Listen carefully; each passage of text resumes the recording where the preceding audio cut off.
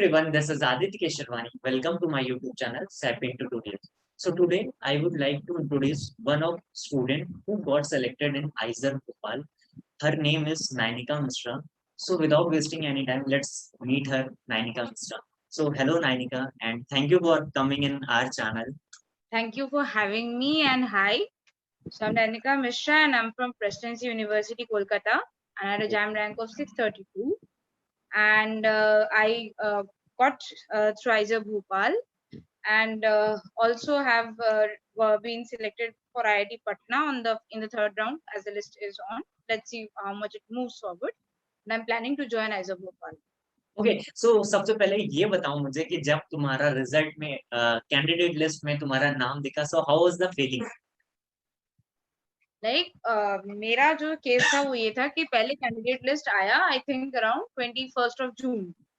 So finally I think on 10th or 11th of July, I think it's 11th of July, I got a call at around 12:36 from the IISER Bhopal number. They call, there's this habit of calling after sending the mail, and they called me and they asked me to give my document verification. The sense of feeling I had, if you can relate, in the month of May I joined an academy, and I'm not sponsoring it, please pardon me. I joined an academy in the month of May, and I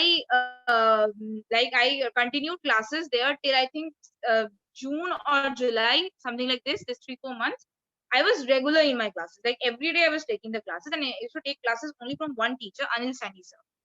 Okay, so he was an IIT Delhi person, and he's an incredible person. He's an incredible person. Even if you are not on an academy, you can take his free lectures. I would really recommend you take for the person he is.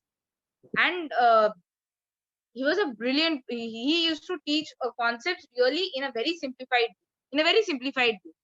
And again, this is not a sponsorship. This is not a TVF thing. I'm telling it because I felt it that way. Okay, and so let me pause you. मुझे ये बताना, student हमेशा मुझसे अक्सर पूछते हैं कि sir क्या लगता है कि आईआईटी जाम के लिए कोचिंग लेना नेसेसरी होना चाहिए कि नहीं, मतलब कोचिंग जरूरी है आईआईटी जाम क्वालिफाई करने के लिए, एक अच्छी रैंक लाने के लिए? I don't personally think this. If you are reading your BSc syllabus very thoroughly, very thoroughly, like there are lots of things in our BSc syllabus which is pretty larger than our JAM syllabus. If you see that, there are a lot of things that you read during your course of bachelor's which you don't actually, from where JAM never bothers you to ask. So it's not very necessary that you need to have a coaching. You can have it if you wish to have it, but I don't think coaching is everything. Why I took an academy? Because I didn't study all those 2 years in my university. Had I studied those 2 years in my university, I wouldn't have needed it, for sure. So अभी भी सभी students को doubt होता है sir कि sir क्या BSc के time पे, क्योंकि हमारा जो शेड्यूल होता है बीएससी हम क्योंकि कॉलेजेस में भी कर रहे हैं, साथ ही साथ हमें बुक्स भी पढ़ना चाहिए कि बस कॉलेज का जितना सिलेबस है उतने से क्या हमें जाम आईआईटी जाम क्वालिफाइड हो जाएगा एक अच्छी रैंक के साथ? क्या हमें साथ में बुक भी रीड करनी चाहिए? See, I am a book person, okay, and I'm not a note person. I don't go by notes. I go by books. So that is my way of studying. I like reading books. So the things that should be very clear, I think, is the 11th and the 12th chemistry basis, the base of chemistry, like the foundation, right there. So if that's not clear, go and revisit your class 11th and 12th. That's the first thing you can do.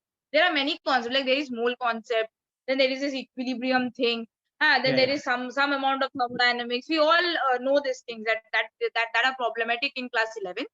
Then go by very basic books. Like you don't need to go sit and start studying I. Levine, right? Or start studying what to tell Peter Atkins for physical. Don't right away go there. You can start by basic, like Puri Sharma Pathania is enough. It's more than enough for JAM, I think. Like even for 2020 JAM, things were there.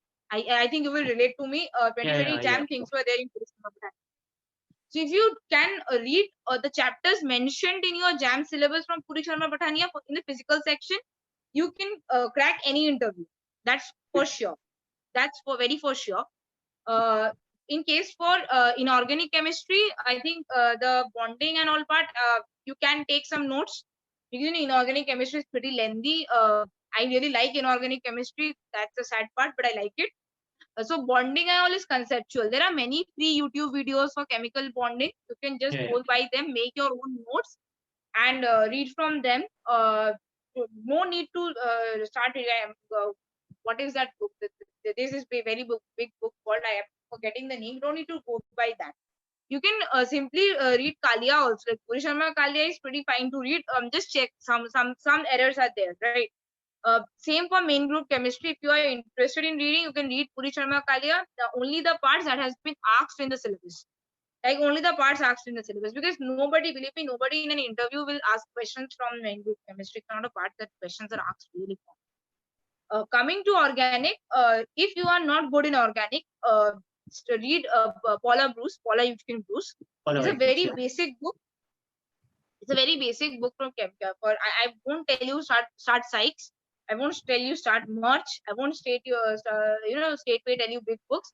Just read Paula Yutkin Bruce. It's a very basic book. Even I was talking to you about Anil sir, right? So he made me start reading Paula Yutkin Bruce, and that let me get out of the fear of organic chemistry. I'm not very good at organic chemistry. Being very frank. Okay, so you can read Paula Yutkin Bruce. Once you are done with Bruce, you start with Claydon. And don't tell of Claydon like मुझे ये पढ़ना है, मुझे वो नहीं पढ़ना है, मुझे ये नहीं देखना है.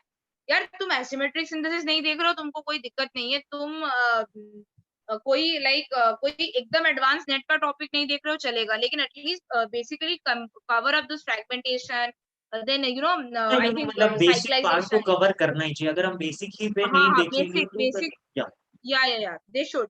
एंड स्टीरियो का एक बात होता है कि स्टीरियो केमिस्ट्री, लाइक इस साल जैम ने जो किया था कि रिएक्शंस का स्टीरियो केमिस्ट्री डाल दिया था, ठीक है. आई डोंट होप कि जैम हर साल ये करेगा कि रिएक्शन का स्टीरियो केमिस्ट्री डाल देगा, but I can tell you very well that जो कि पेरिसाइक्लिक के क्वेश्चंस थे वो क्रेडेंस से ही आए. इवन इलेक्ट्रोसाइक्लाइजेशन का एक क्वेश्चन था, 2020 में आया था, तुम लोग के टाइम पे आया था. वो आयोडीन डाल के क्वेश्चन आया था ना, वो भी क्लेडन का ही क्वेश्चन था. डायरेक्ट उठाया हुआ था क्लेडन के बुक से. हाँ, वैसे मैंने भी ये चीज नोटिस की है कि क्लेडन से अक्सर जो क्वेश्चंस होते हैं वो डायरेक्टली कॉपी कर लिए जाते हैं.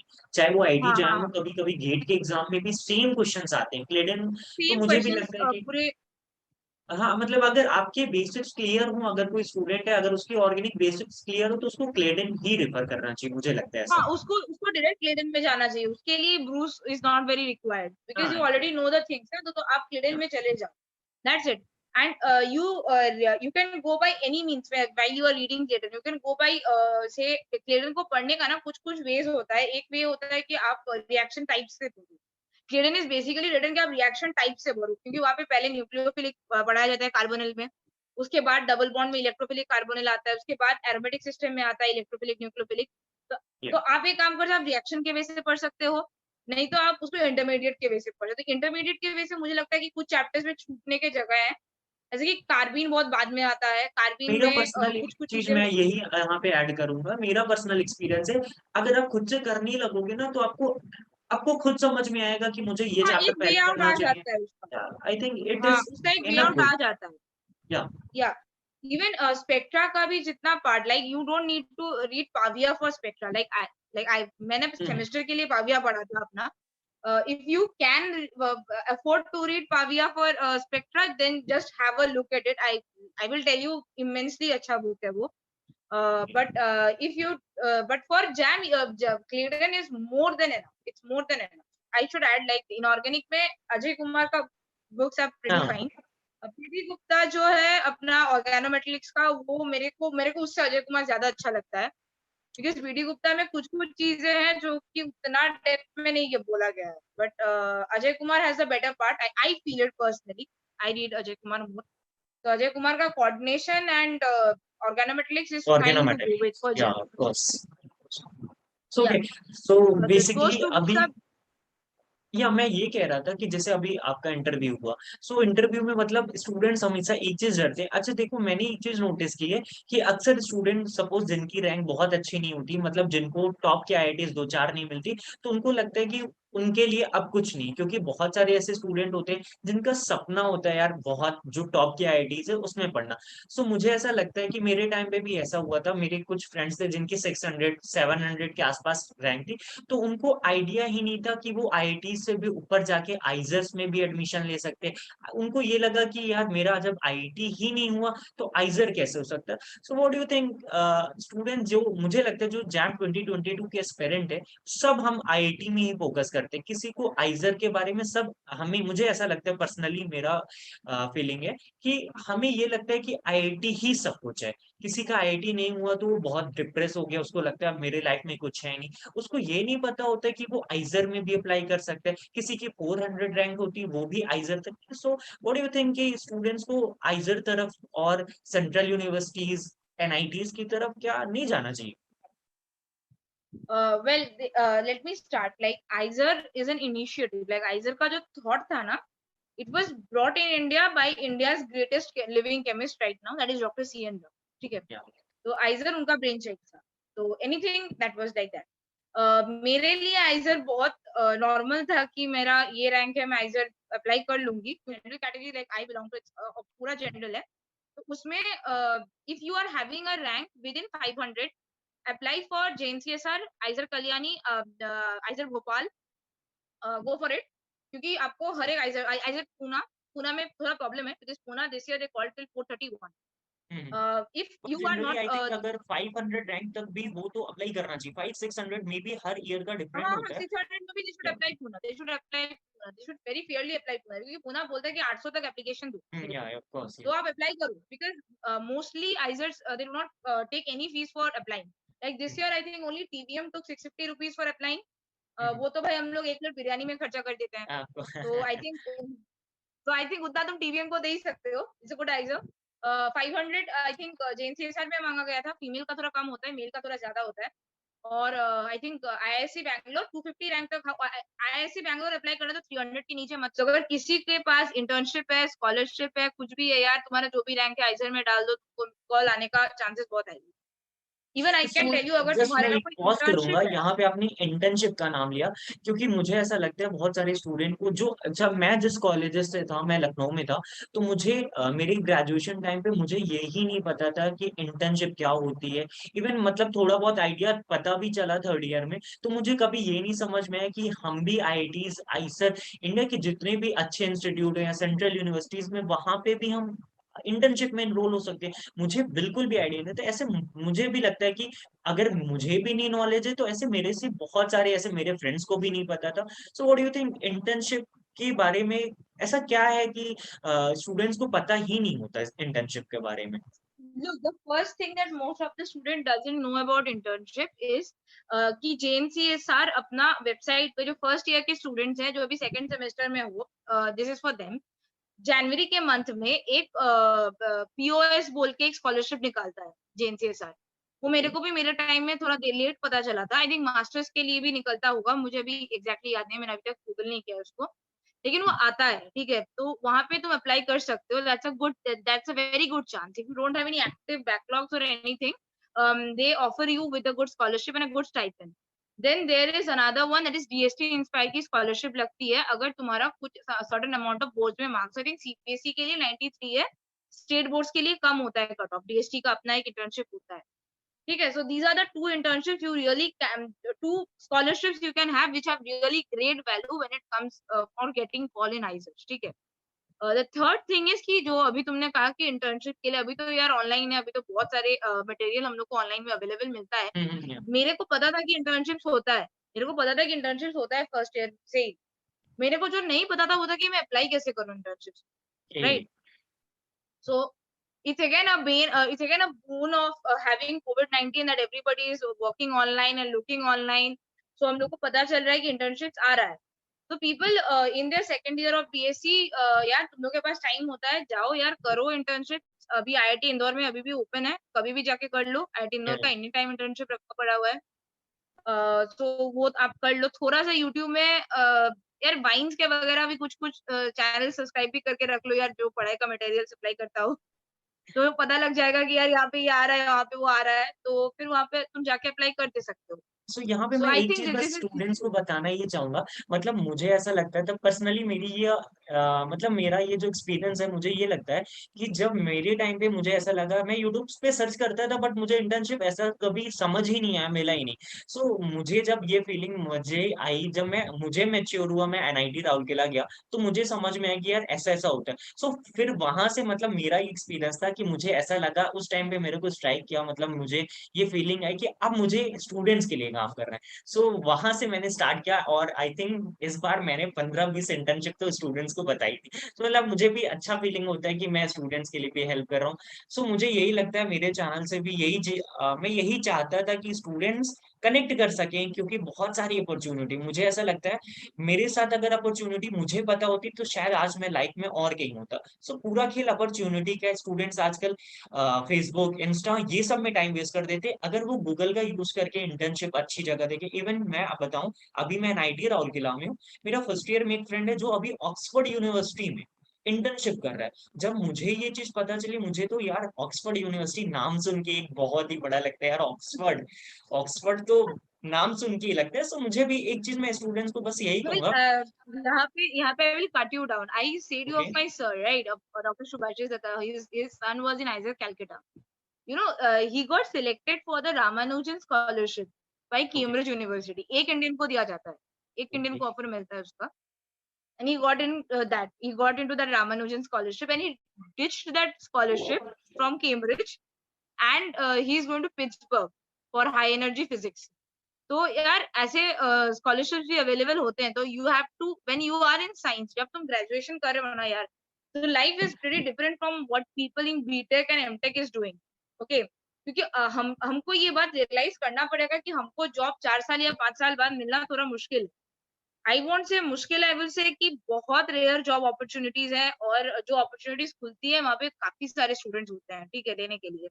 even for like for abroad, मैं एक और चीज, छोटी सी चीज ऐड करूंगी यहाँ पे जो तुमने बोला उससे, that you need to have some bit of an extra curricular activity in your या life, ऑफ like कोर्स, कुछ भी, या। singing, dancing, drawing, debating, dramatics, कुछ भी हो सकता है वो, but you should have that in you. So abroad के लिए ऐसे जैसे बहुत सारे स्टूडेंट हैं जो पूछते हैं सर अब्रॉड में जाना है, सबका सपना होता है यार, मुझे भी ऐसा लगता है अब्रॉड जाएंगे, मतलब एक इंडिया में तो ये चीज बनी है यार, अगर कोई बंदा अब्रॉड से पीएचडी करके आता है तो उसको एक अलग ही नजर से लोग देखते हैं, उसको एक अलग ही रिस्पेक्ट मिलती है। So what do you think, इसमें आपको क्या लगता है? Yes, yes, yes. अरे देखो यार, इसमें मेरे को ना एक मेरे को ये चीज थोड़ी सी, मैं दो चार चीजें ऐड करूंगी यहाँ पे, ठीक है। फर्स्ट इज, अगर किसी को ऐसा लगता है ना कि यार कि मेरे को टॉप 7 आईआईटीज नहीं मिल रहा है, इसका मतलब मेरे को कहीं से अच्छा आरओ या फिर ऐसा कुछ, आरओ इज रेफरेंस, नहीं मिलेगा, और मेरे को कोई अच्छा जगह पीएचडी अब्रॉड में ऑफर नहीं होगा, I can tell you, even students from ISM Dhanbad, like मेरी सीनियर है, मेरी कॉलेज की सीनियर है, वो नेम है, उनको 6 यूनिवर्सिटीज ऑफर हुई थी, जस्ट बिकॉज उन्होंने इंटर्नशिप की हुई थी ऑलमोस्ट इंडिया के सारे बेस्ट कॉलेज।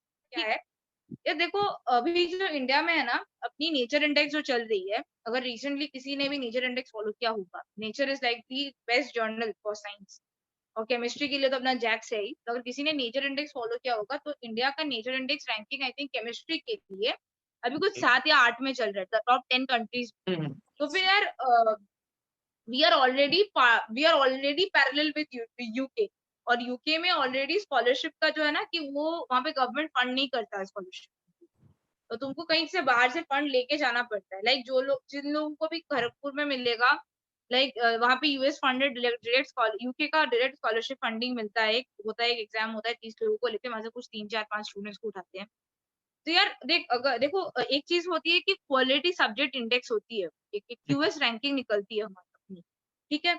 और अगर तुम क्यूएस देखोगे ना, तो फिर IIT Delhi, IIC Bangalore, IIT Bombay, even आइजर Poona, Kalyani, Bhopal, they have very good QS ranking, and वो क्यूएस रैंकिंग जर्मनी के भी कुछ यूनिवर्सिटीज के काफी ऊपर है, ठीक है। I think the first is of course US, the second is China, the third is Germany. और अब देखो यार, जो कि अभी मटेरियल साइंस का टॉप 50 का लिस्ट आया है, वहाँ पे भी अपना जेएनसीएस लाइक 22nd या 23rd रैंक पे है मटेरियल साइंस, अभी रिसेंट लिस्ट पब्लिश हुआ है उसमें। और अपना कैलकाटा में आईएससीएस है, उसका भी बहुत अच्छा रैंकिंग है। Cultivation science is a great place to be, paper is a great experience है, वहाँ से लोग यार एमएस पीएचडी करने जाते हैं, और फिर पीएचडी में छोड़ के फॉरेन जाते ही नहीं है, तो टिपर इतना अच्छा है। तो फिर तभी जाओ यार फॉरेन अब्रॉड, तभी जाओ जब तुमको लगता है कि यार इस कॉलेज का क्यूएस जो है अपने देश के कॉलेज से ज्यादा अलग है। And pardon me when I am telling this कि यार बाहर पीएचडी मिलना अपने देश में पीएचडी मिलने से ज्यादा इजियर है, क्योंकि यार वहाँ पे ओपनिंग ज्यादा है और मतलब कैंडिडेट्स कम अप्लाई करते हैं। अपने यहाँ से पे तो पता नहीं यार 100 लोगों को जेआरएफ अप्लाई होता है और 10,000 लोग नेट के लिए बैठते हैं। सो आई वुड लाइक टू कि तुम आइजर भोपाल में जो तुम्हारा 2 राउंड का इंटरव्यू, तो मतलब इंटरव्यू एक्सपीरियंस कैसा रहा? मतलब किस टाइप के क्वेश्चंस पूछे जा रहे थे प्रोफेसर से? मतलब अगर कोई चीज तुम्हें नहीं आ रही तो डायरेक्टली नो बोलना सही रहता है कि हम कहीं ना कहीं क्वेश्चंस को घुमा दें आंसर, मतलब टीचर को थोड़ा सा बना दें, ऐसा मतलब कैसा एक्सपीरियंस था मतलब तुम्हारा? यार देखो हम लोग है कि हम लोग बैचलर्स पढ़ रहे होते हैं, ठीक है, या और वो लोग होते हैं कि यार वो लोग केमिस्ट्री में ऑलरेडी पोस्ट डॉक कर चुके हैं अपने अपने फील्ड्स में, ठीक है। And most of the IISER faculties, they are world class faculties, and they are great faculties with all foreign PhD and foreign postdocs and masters either from IISc Bangalore or from IIT Bombay or from such institutions like big institutions, all biggies that we all want to be a part of. So like इतना तो sure रखो कि अगर तुमको answer नहीं आ रहा है तो वो ऑन स्पॉट समझ जाएगी तुमको आंसर नहीं आ रहा, ये फर्स्ट थिंग। तो फिर ये बेटर होता है कि सर मेरे को नहीं आता, that's a far better answer than कि तुम बैठ करके गोल गोल करके चक्के घुमा रहे हो। क्योंकि ऐसे स्टूडेंट जो आईआईएससी में इंटरव्यू दिया, जिन्होंने आइजर में इंटरव्यू दिया, तो मुझसे पूछ रहे थे सर इनकेस अगर क्वेश्चंस का नहीं आता तो क्या मैं थोड़ा सा इधर उधर घुमा के कैसे भी करके निकल जाऊं। मैंने उनको यही कहा था कि यार ऐसा नहीं है।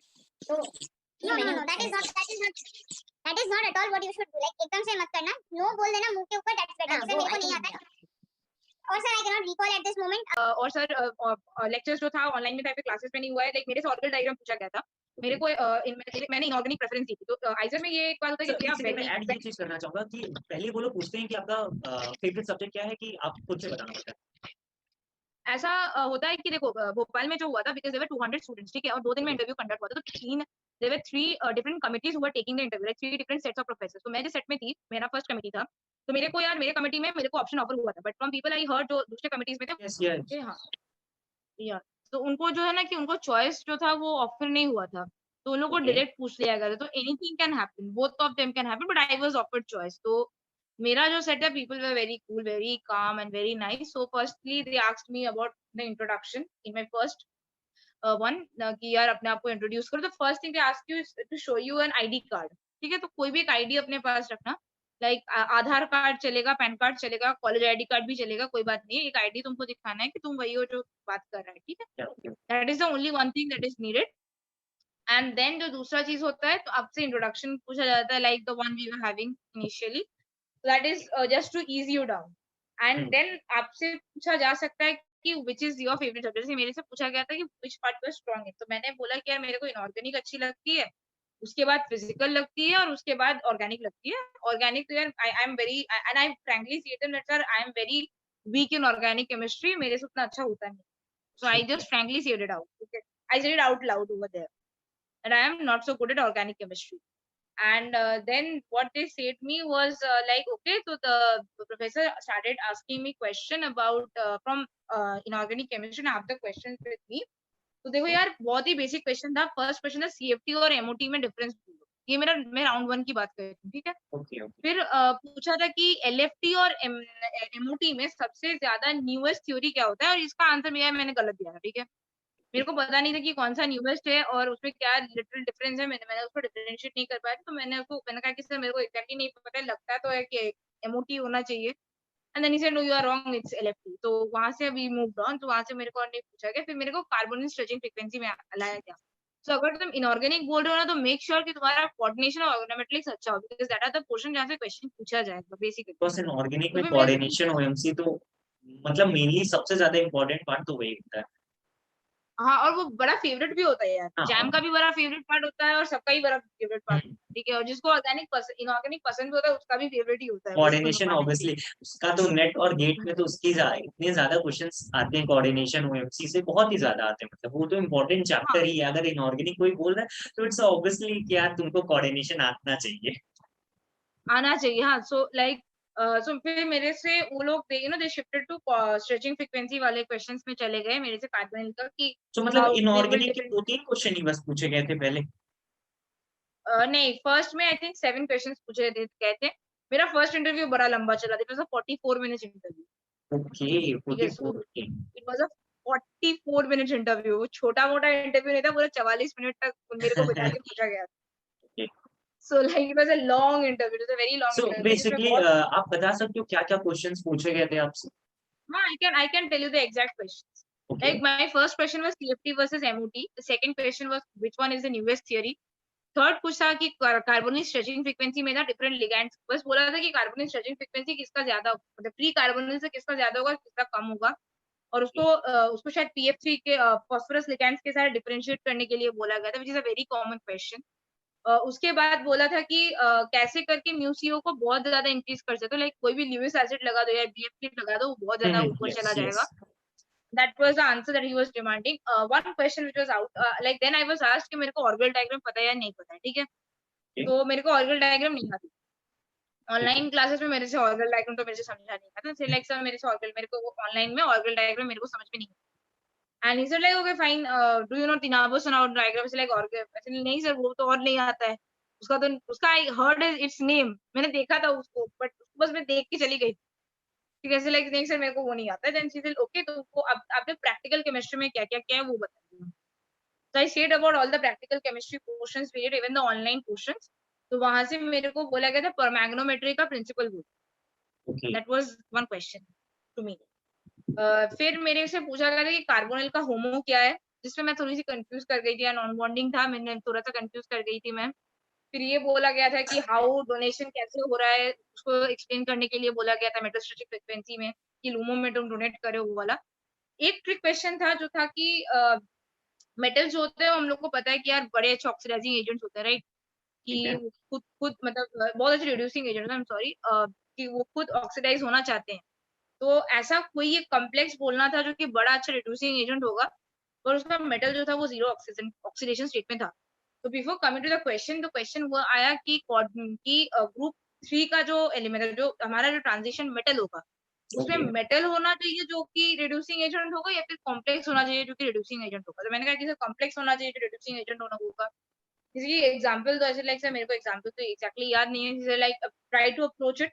देखो तुम आपकी अप्रोच भी बहुत ज्यादा दिखी जाती है मुझे लगता है इस एग्जाम प्लीज आइजर के इंटरव्यू में। तो मैंने कहा कि सर ऐसा ही कुछ होना चाहिए जो कि 18 इलेक्ट्रॉन स्पीसीज से कम होगा, तभी भाई वो इलेक्ट्रॉन गेन करना चाहेगा और अपने आप को 18 इलेक्ट्रॉन में लाना चाहिए, राइट।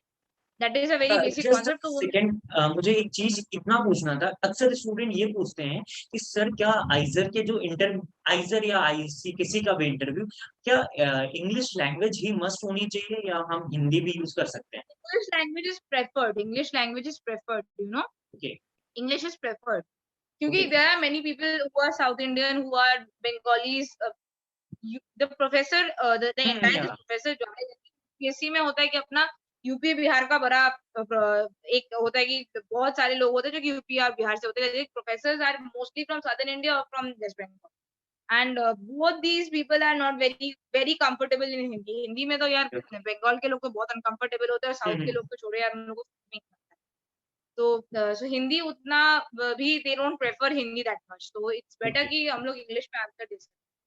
तो ये थोड़ा सा हो सके तो रिहर्स कर लो या फिर कुछ भी, but you can tell them that you are frank, you can explain better in Hindi. I don't think they will really object you by any chance, but it's better that you go by English, because like in my interview section there were 2 South Indian professors, one Bengali professor and one was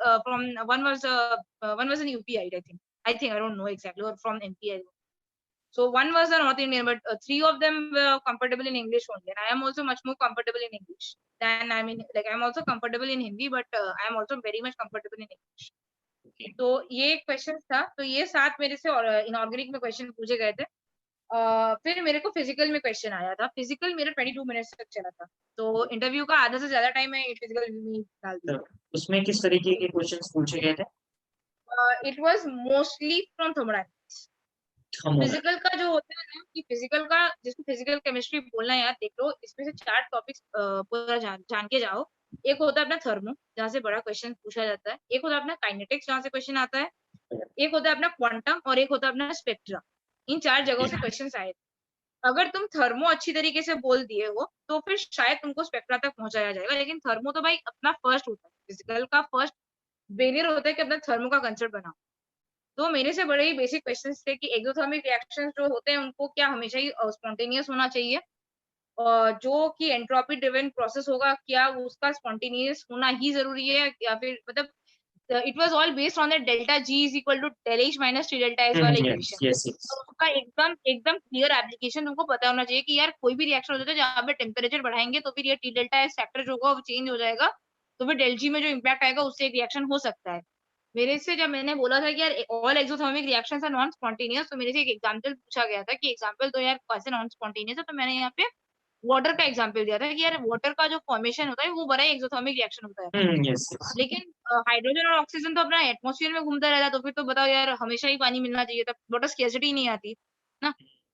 तो उसका लिए हम उसको spontaneous बनाने के लिए अपने को टेम्परेचर तो देना पड़ेगा। तो ये एक टाइप ऑफ सवाल था जो मेरे से पूछा गया था। फिर मेरे से कर्शॉफ हीट लॉ डिराइव करवाया गया था, तो मैंने वहाँ पे क्या किया था कि मैंने वहाँ पे मेरे को इंटीग्रेटेड वाला याद था, मेरे को डिफरेंशिएटेड वाला याद नहीं था, मैंने इंटीग्रेटेड वाला कर दिया था, तो ही वाज सैटिस्फाइड विद। इस बीच शायद मेरे से और एक क्वेश्चन था जो मेरे को अभी याद आ रहा है, जो अभी मेरे पास नोटेड डाउन नहीं है, बट मेरे को याद आ रहा है, मेरे को क्वेश्चन एग्जैक्ट याद नहीं आ रहा है, बट कुछ था, कुछ टिपिकल क्वेश्चन था। हाँ राइट, मेरे को अभी याद है, काइनेटिक्स से क्वेश्चन था कि मुझे ये पूछा गया था कि जो काइनेटिक्स में हम लोग बोलते हैं ना कि रेट ऑफ रिएक्शन बोलते हैं, तो यस ये यस रेट ऑफ रिएक्शन को मेरे को डिस्क्राइब करना था कि हम रेट कैसे बोलते हैं। तो ठीक है आई यूज्ड एन एग्जांपल कि क्यों हम लोग वो आरडीएस स्टेप को ही लेते हैं रिएक्शन में। Yes rate Why is that determination RDS the main thing? I use the term RDS, तो बोला कि यार RDS क्या होता है, बोलो, हम बोला कि यार रेट डिटरमाइनिंग स्टेप, बोला स्लोएस्ट स्टेप होता है, तो बोला कि why the slowest step do you think, क्यों स्लोएस्ट को ही लेना है और फास्टेस्ट को क्यों नहीं लेना है। तो this was something you don't get always in books. तो ये मेरा प्रोफेसर का एक्सप्लेन था पूरा सा। he is himself, my professor was also from, you know, he yes is also an IISc person। उन्होंने भी अपना इंट पीएचडी आईआईएससी बैंगलोर से करके रखा था, तो उन्होंने ये बात हम लोग को क्लास में बोली थी। मेरे को सर का एग्जाम्पल तो याद नहीं है, तो मैंने कहा कि sir I will tell by analogy, मैंने एनालॉजी यूज किया था वहाँ पे कि हम लोग अगर गाड़ी चला रहे होंगे तो फिर यार एक जगह से दूसरे जगह में जाने के लिए सब जो टाइम लगेगा, जहाँ पे गाड़ी सबसे स्लो रहेगी, फिर जहाँ पे जैम एनकाउंटर करोगे, देखना टाइम उसी के लिए जाता है, राइट। तो रिएक्शन के लिए भी वही होना चाहिए, रिएक्शन के लिए भी। तो वही मेरा आंसर था। And he was very pleased by that analogy, I think, of mine. And I believe that analogy gave me the call to the second round of the interview. उसके बाद pH वैल्यू रिलेटेड क्वेश्चंस पूछे गए थे, और pH value से van डॉफ equation को equate करने के लिए बोला गया था। कि वैन डॉफ इक्वेशन इक्वेट करते टाइम मैं थोड़ी सी कंफ्यूज हो गई थी, तो मैंने कुछ थोड़ा सा मिस किया था। तो मेरे को बोला था कि यार कहाँ पे लॉग, कुछ मैथमेटिकल टर्म आप मिस कर रहे हो, तो मैंने लॉग मिस कर दिया था, तो मैंने एलएन लगा दी। तो फिर मेरे से पूछा गया था कि यार how did you bring that ln. तो फिर वहां पे जो एक्चुअल उनका पूछने का था ना, वो था कि गिब्स-हेल्महोल्ट्ज इक्वेशन उनको पूछना था। गिब्स-हेल्महोल्ट्ज इक्वेशन बड़ा ही फेवरेट इक्वेशन होता है आइजर्स का। हर एक आइजर के इंटरव्यू में ना गिब्स-हेल्महोल्ट्ज बड़ा पूछा जाता है कि यार तुमको पता है कि नहीं कि गिब्स-हेल्महोल्ट्ज से क्या क्या आ रहा है, उसका डेरिवेशन तुमको आ रहा है या नहीं आ रहा। That was asked from me. मेरे से और एक क्वेश्चन पूछा गया था जो कि था आई थिंक कि नेचुरल लॉग को जब हम लोग log 10 बेस में कन्वर्ट करें 2.3033 से क्यों मल्टीप्लाई करते हैं, जो उसका आंसर मैं नहीं दे पाई। मैंने बोला था कि सर मेरे को ये नहीं आता है, सीबीएसई में कभी मेरे को लॉग पढ़ाया नहीं गया, मेरे को ये नहीं आता, सच में नहीं आता था। मेरे बहुत सारे फ्रेंड्स को e to the power -x का ग्राफ पूछा गया था, e to the power -2x का ग्राफ पूछा गया था, तो बड़े सारे मैथमेटिक्स के क्वेश्चंस भी पूछे जा रहे थे दूसरे सेट्स में, जहाँ से मुझे पता चलता। So this is something I would like to add. मेरे से नहीं पूछा था, बट पूछा था ऑर्गेनिक में, क्योंकि मैंने ऑलरेडी सरेंडर कर दिया था कि यार सर मेरे को ऑर्गेनिक तो आती नहीं है यार, तो फिर मेरे को मत पूछना ज्यादा। तो मेरे से जो पूछा वो था स्टीरियो का क्वेश्चन था। एक 6 मेंबर साइक्लिक रिंग दिया हुआ था, और वहां पे बोलना था कि वो क्या था। तो मैंने स्ट्रक्चर देखा, मेरे को लगा यार आरएस निकालेंगे तो हम बोल देंगे कि ये क्या है, डायस्टेरियोमर है या एनांटियोमर।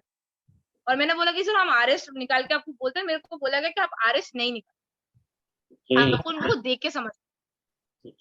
सो पहले मैं थोड़ा सा गलत कर दी, फिर मैंने नोटिस किया कि टर्ब्यूटाइल जो था अपना, वो उसका जो था उसका कॉन्फ़िगरेशन चेंज नहीं हुआ है, इसका मतलब वो मिरर इमेज नहीं बन रहा है, तो फिर वो डायस्टेरियोमर होना चाहिए। तो मैंने कहा कि नहीं सर डायस्टेरियोमर होगा। चला आर यू गेसिंग between the two, and I explained him. Explanation से वो खुश थे, और उसके बाद उन्होंने शायद मेरे को और एक स्टीरियो रिलेटेड एक क्वेश्चन दिया था, किसमें हाइड्रोजन बॉन्डिंग होगा और किसमें नहीं होगा, और उसका स्टेबल फॉर्म मेरे को ड्रॉ करके दिखाना था। And he told me that this question is your deciding question. उन्होंने मुझे उस दिन बोला था this question is your deciding question. यार जिस इंसान को ऑर्गेनिक से डर लगता हो, तो ऑफकोर्स उसको स्टीरियो से तो यार वो दूर ही भागता होगा। और उसको बोला गया कि ये तुम्हारा डिसाइडिंग क्वेश्चन है, तो बड़ा डर से मैंने उस क्वेश्चन को सॉल्व किया था, बट हाँ वो क्वेश्चन लास्ट में हो गया था। फॉर्चुनेटली मेरे को सेकंड राउंड में कॉल आया था। सेकंड राउंड काफी जगह पे मैंने जितना सुना था, एक ही ज्यादा वीडियोस मुझे भोपाल के सेकंड राउंड के बारे में नहीं पता था। To be frank, second tough होता है फर्स्ट से। सेकंड में 30 स्टूडेंट को लिया गया था हम लोग के टाइम में, 200 से 30 को लिया जा रहा है। So you should know that all the 30 students have performed exceptionally well. Yes, yes. तो फिर वो कंपटीशन भी बड़ा टफ होगा. और भोपाल का एक और लॉजिक है कि they prefer quality over quantity. वो लोग को कोई ज्यादा आता नहीं, वो 30 में से 30 स्टूडेंट्स ले सकते हैं अगर उनमें क्वालिटी दिखा तो, अगर if they find the spark inside you. तो फिर ये हो गया कि they said us they took the 30 students. I think second round में कॉल आना ही एक बड़ा बात था मेरे लिए, बिकॉज़ आई बस डिडंट यार एक्सपेक्ट. किसी को भी आना बहुत बड़ी बात होती है. And it was almost like you know I was sick, like the first interview के end से ही, उसके पहले से I was sick, but you know also, but उसके बाद से like के बाद से I had 2 sleepless nights and I was crumbling on my bed with my pain. So I was like almost not in any mood. I was too weak. I was just my days were going by eating 2 spoons of puffed rice and I was even vomiting that out. So जब मेरे को 18 जून को 4 बजे मेरे को call आया and they said me over the call that you are selected for the second round. आपका interview 8:30 बजे शेड्यूल्ड है, तो लिस्ट जो होगी वो रात को आएगी, तो आप प्रिपरेशन कर. मेरे को ना समझ में नहीं आ रहा कि मैं खुश होंगी या फिर मुझे नहीं देना यार, मेरे को कल नहीं बैठना है. And believe me that entire evening मैं कुछ नहीं पढ़ा. मैं I couldn't open the book also because. So second round में जो भी क्वेश्चंस जितने भी थे वो बता दो एक बार, क्या-क्या क्वेश्चंस पूछे गए थे बेसिकली. सेकंड राउंड के क्वेश्चंस जो थे ना, they were mostly on the basis, they weren't direct questions. Okay, so they were mostly on the basis how good you are thinking them. So like I was given a question on something on electronic charge, जो कि मेरे को नहीं आया था, coordination से था. Again I was given a chance to speak which one I would speak. So मैंने फिर से inorganic choose की थी और मेरे को first question जो था वो आया नहीं. I was sick. I told already. Second round में भी चॉइसेस मिली थी कि आपका फेवरेट. Yeah. Second round में भी choices आई थी, but second round के questions was averagely difficult for everyone. Okay. So like there was this one thing of one question which I really answered, जहाँ पे था कि different iodides के solutions दिए गए थे मेरे को, और वहाँ पे एक छोटा सा difference था सोडियम और I think लिथियम के बीच में.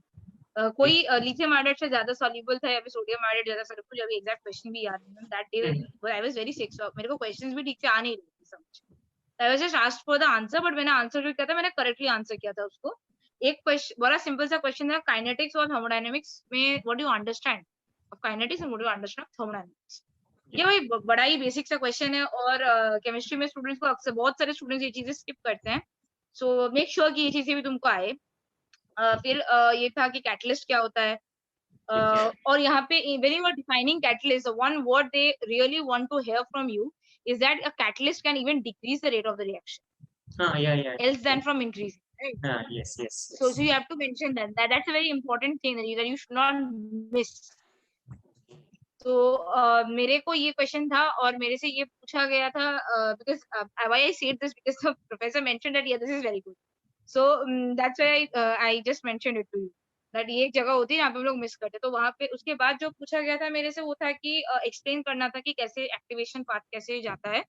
तो मेरे को वहाँ पे मैंने फिर से वहाँ पे एक एंजाइम्स का हेल्प लिया कि एंजाइम इनहिबिटर कॉम्प्लेक्स का हेल्प लिया और एंजाइम एक्टिवेटर कॉम्प्लेक्स का हेल्प लिया. So उसके हेल्प से मैंने उस प्रोसेस को एक्सप्लेन किया था. तो I think he was satisfied with that.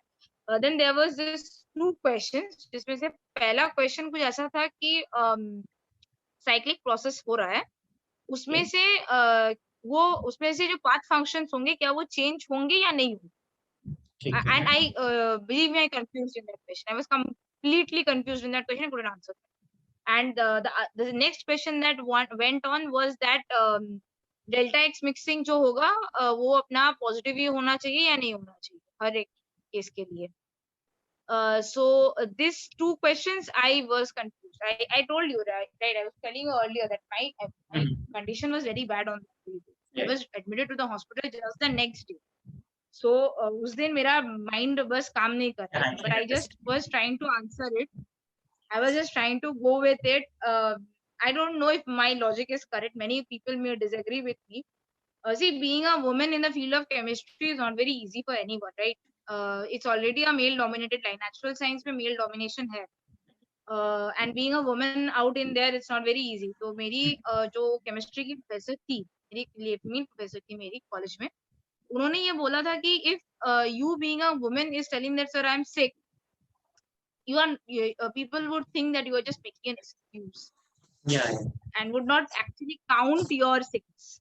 So if you are telling that, sir, I'm sick and I want to reschedule the interview, make sure that you're not getting that interview for sure.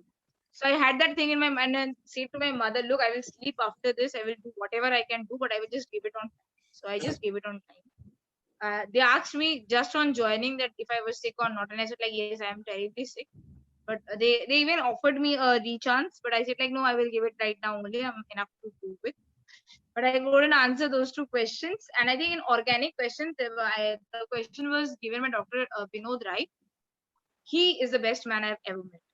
He was so calm and he was so composed as a person. He has a lasting impact with me. You can imagine like a 5 minutes interview with him and an impact in the mind. It's great. It was great.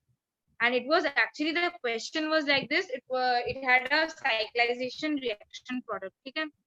तो वहां पे product कैसे आ रहा था तुमको नहीं बोलना था, तुमको बस थोड़ा सा मैकेनिज्म बोलना था कि कैसा चल रहा है.